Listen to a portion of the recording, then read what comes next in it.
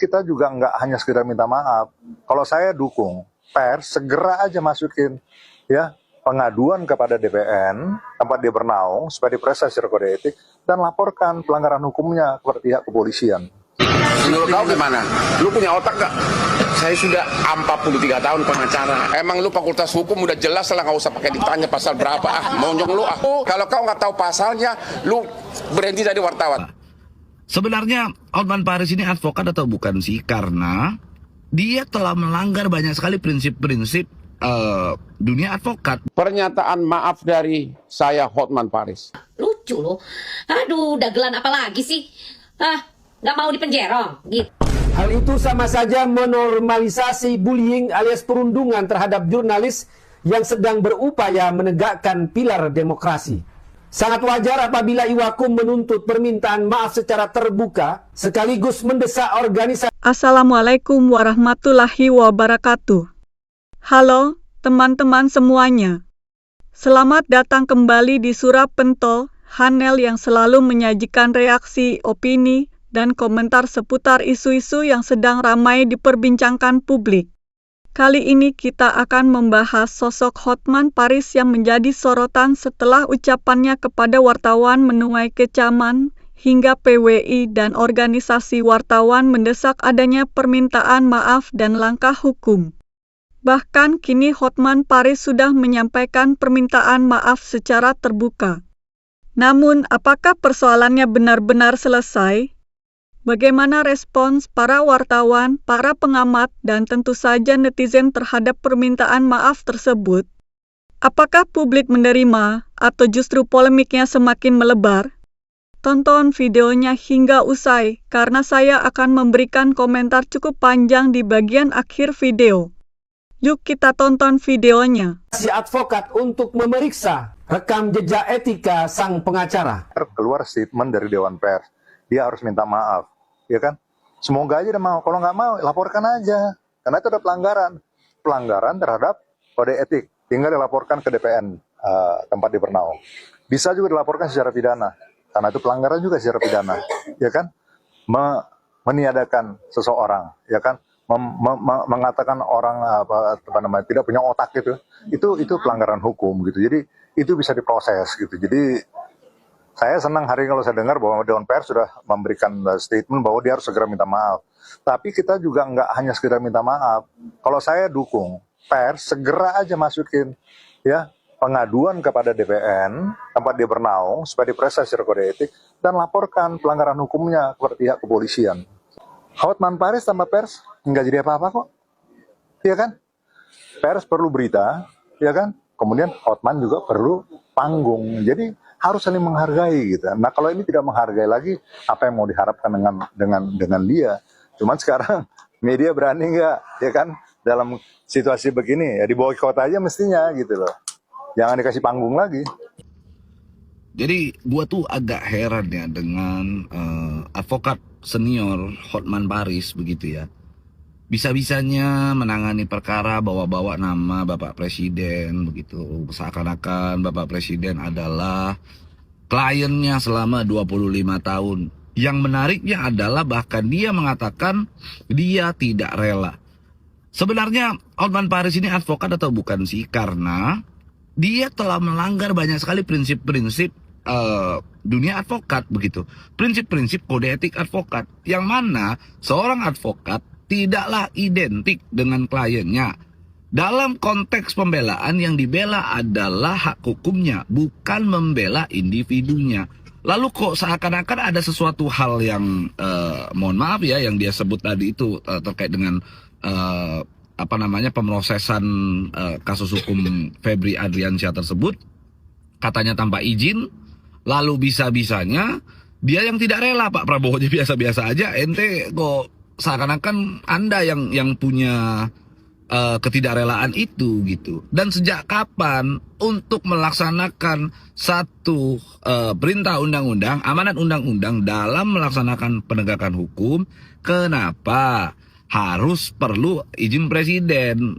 Ini juga hal yang sangat aneh sekali yang mungkin bisa kita sama-sama pertanyakan juga begitu ya. Artinya saat ini sudahlah, masyarakat sudah tahu dia ini siapa. Masyarakat akhirnya sudah terbuka, apalagi anak-anaknya juga sudah berkomentar.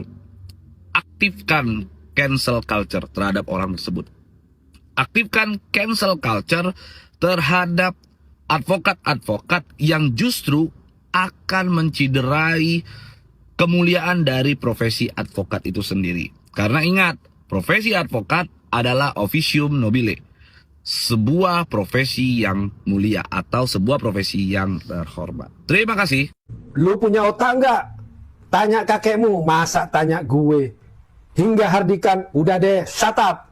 Dan cap pengecut, rentetan kalimat niradab ini meluncur bebas dari mulut advokat senior Hotman Paris. Alih-alih menyuguhkan argumentasi hukum yang bernas saat membela ex-Jampitsus Febri Adriansyah dalam pusaran kasus korupsi, Hotman justru mempertontonkan arogansi murahan yang secara langsung menciderai kebebasan pers. Sikap itu memicu kecaman dari Ikatan Wartawan Hukum Iwakum. Ketegasan seorang pengacara tak semestinya menjadi legitimasi untuk meludahi etika komunikasi publik.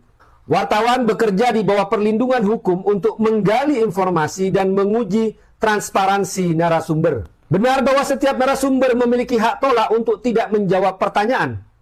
Namun membalas pertanyaan jurnalistik dengan serangan personal ad hominem justru mengekspos kemiskinan literasi komunikasi dan kegagalan menjaga martabat profesional seorang figur publik. Ironi kian menebal saat kesombongan verbal itu dibalut dengan klaim kedekatan dengan Presiden Prabowo. Akses pada lingkaran kekuasaan seharusnya melahirkan kebijaksanaan, bukan malah memicu keangkuhan yang merendahkan rakyat dan profesi yang lain. Menganggap hardikan Hotman sebagai bentuk keberhasilan menyekat mat wartawan adalah sesat pikir yang sangat berbahaya. Hal itu sama saja menormalisasi bullying alias perundungan terhadap jurnalis yang sedang berupaya menegakkan pilar demokrasi. Sangat wajar apabila Iwakum menuntut permintaan maaf secara terbuka, sekaligus mendesak organisasi advokat untuk memeriksa rekam jejak etika sang pengacara. Sebagai officium nobile, profesi yang terhormat, kata-kata yang keluar harusnya juga terhormat. Penghinaan bukanlah kritik, melainkan bukti telanjang atas kekalahan seseorang dalam mengelola tata krama. Pernyataan maaf dari saya Hotman Paris sehubungan dengan himbauan Persatuan Wartawan Indonesia PWI dan juga rekan-rekan wartawan lainnya. Dengan ini saya menyatakan maaf sebesar-besarnya atas pernyataan saya pada waktu konferensi pers di kasus mantan Jampitsus yang mengatakan, lu punya otak nggak sih? Namun perlu saya jelaskan, yang dikutip oleh media hanya bagian akhirnya. Tidak dikutip secara utuh. Kenapa saya mengucapkan begitu? Fakta kejadiannya adalah, wartawan pertama bertanya kepada saya, apakah instansi terkait punya hidden agenda atau acara tersembunyi? Saya jawab, saya tidak tahu. Saya tidak punya kapasitas untuk menjawab itu. Belum selesai saya jawab, tiba-tiba wartawan kedua bertanya, apakah instansi tersebut melakukan kekeliruan? Akhirnya saya emosi karena saya udah bolak-balik, saya tidak tahu. Akhirnya saya jawab, kamu punya otak nggak sih? Maksudnya saya udah jawab tadi, saya tidak tahu. Sebab saya tidak mungkin untuk menjawab apa hidden agenda dari suatu institusi penegak hukum. Itu kira-kira kejadian sebenarnya. Tapi terlepas dari fakta kejadian sebenarnya, waktu itu sudah sama-sama emosional, tetap saya menyatakan maaf kepada wartawan tersebut maupun kepada organisasi wartawan di seluruh Indonesia. Karena selama ini juga saya sangat dekat kepada semua wartawan. Sekali lagi, tidak ada niat apapun, cuma karena diberondong dengan dua pertanyaan yang saya sudah bilang saya tidak bisa jawab karena saya tidak punya kapasitas untuk menjawab. Tapi ditanya lagi, sehingga saya jadi emosional. Sekali lagi, saya menyatakan minta maaf. Sekian dan terima kasih. Mulai deh panik deh, cari kambing hitam deh. Katanya ada yang ngakuin tuh kalau duit yang berem-eman itu, ember-emberan itu. Miliknya si ini, si Don apalah gitulah dia. Lucu ya. Terus yang ngomong tuh adalah pengacaranya si Don itu. Aneh gitu, harusnya pengacara melindungi kliennya. Ini malah seakan-akan menjerumuskan kliennya, ngaku-ngaku supaya diciduk gitu maksudnya. Lucu loh. Aduh, dagelan apa lagi sih? Nggak mau dipenjerong gitu. Yang bener-bener duitnya itu duit siapa? Aneh tau gak sih? Terserah lah Pak, mau bikin skenario apa. Yang jelas kami dan rakyat-rakyat waras nggak percaya, oke? Lucu. Ini mah kelakuannya siapa coba? Kalian udah bisa nebak kan? Ini kelakuannya siapa ini? Sinetronnya siapa ini? Episode apa lagi ini? Ngaco aja. Parah. Kawal terus guys, kawal terus. Jangan sampai tuh yang namanya Febri itu lenggang dan melenggang tanpa. Gua kira sekelas Hotman Paris nih etika hukumnya tuh udah tinggi banget. Nggak taunya masih standar juga. Masa ditanya sama wartawan jawabnya pakai emosi. Bang Hotman ya, yang namanya maling ya, mau dia profesor, doktor, insinyur, pejabat sampai kelas presiden, itu ya tetap aja maling. Sama dengan maling ayam. Jangan abang bilang katanya Febri itu jangan disamain sama kelas maling ayam. Sama secara moral ya, maling-maling juga. Cuman bedanya ya, gede kecilnya yang dia ambil itu perbedaannya. Kalau maling ayam dapetnya cuman ayam karena lingkupnya cuman segitu dan kebutuhannya cuman sekitar perut gitu loh, ya kan. Dia nggak punya peluang buat dapat miliaran sampai triliunan. Tapi kalau kelas pejabat ya, itu memang lingkupnya itu miliaran, triliunan. Dan itu bukan untuk urusan perut, tapi moralnya. Ampun, itu keserakahan namanya. Bukan cuma sekedar buat perut.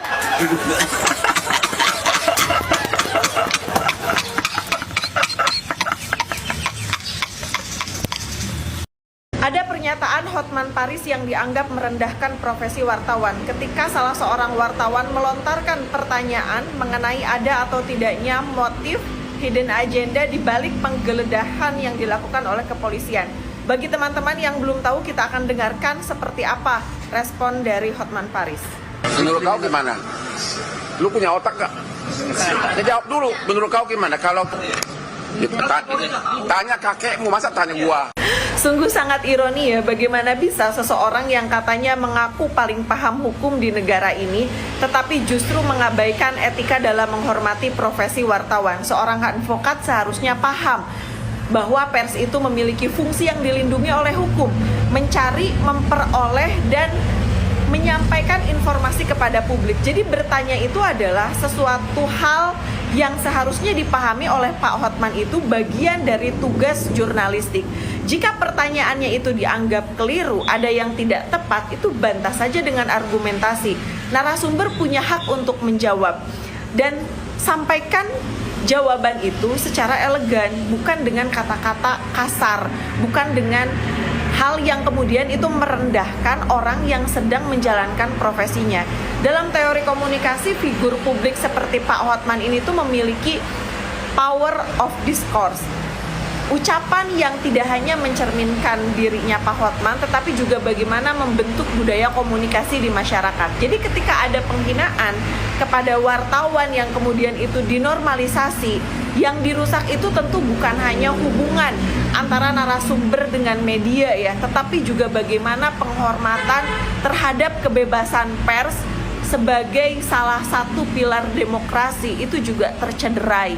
Dan tentu saya berharap Pak Hotman Paris memiliki kesadaran untuk menyampaikan permohonan maaf ke ruang publik karena sudah merendahkan profesi wartawan. Gimana menurut pendapat teman-teman? Nah teman-teman, setelah kita menyaksikan seluruh videonya, sekarang izinkan saya menyampaikan pendapat pribadi saya. Kalau saya melihat persoalan ini, sebenarnya inti masalahnya bukan sekadar soal satu kalimat yang terlontar atau satu momen emosi dalam sebuah konferensi pers. Yang menjadi perhatian publik justru adalah bagaimana seorang figur publik menghadapi pertanyaan yang mungkin tidak nyaman untuk didengar. Menurut saya, siapapun pasti bisa emosi. Wartawan juga manusia, narasumber juga manusia. Tidak ada orang yang bisa mengklaim dirinya selalu tenang dalam setiap situasi. Tetapi ketika seseorang sudah menjadi tokoh publik, terlebih lagi dikenal sebagai seorang profesional di bidang hukum, masyarakat tentu memiliki ekspektasi yang lebih tinggi terhadap cara berkomunikasinya. Di sisi lain, saya juga memahami bahwa dalam sebuah konferensi pers, terkadang pertanyaan datang bertubi-tubi. Ada pertanyaan yang sama diulang berkali-kali. Ada pertanyaan yang memang sulit dijawab karena narasumber merasa tidak memiliki kewenangan untuk memberikan penjelasan. Situasi seperti itu memang bisa memancing emosi.